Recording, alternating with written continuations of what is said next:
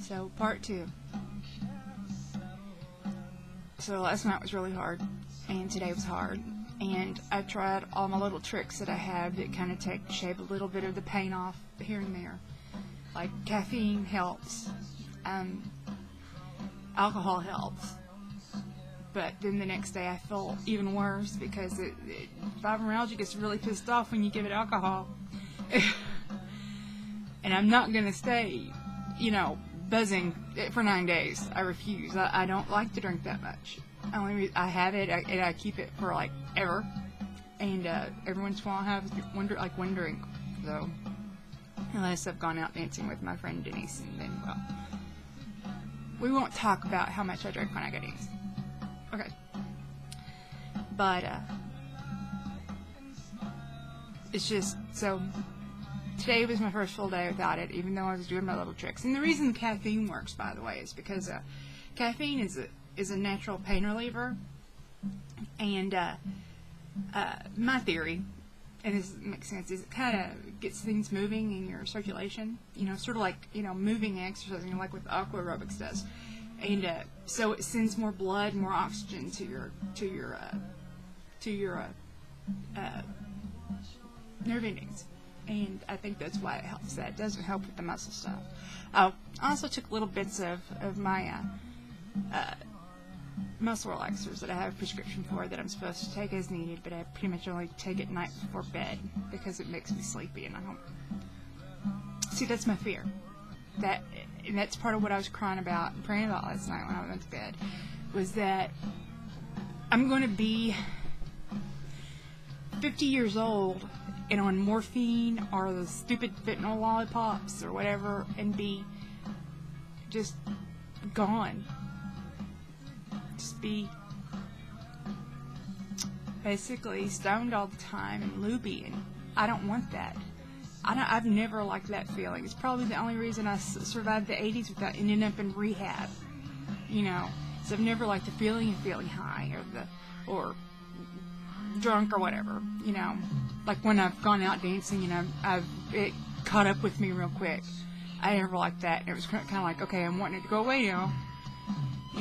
But and what I'm on doesn't make me feel high. I do feel a wash of relief of the pain. I can always tell when it's hit my bloodstream because it just kind of goes, just whoosh, goes away. And that's like the best feeling in the world for me.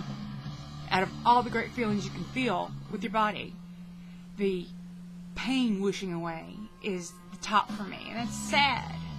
I'm 40 years old. I'm like in my sexual prime, but I'm all happy about, my pain whooshing away.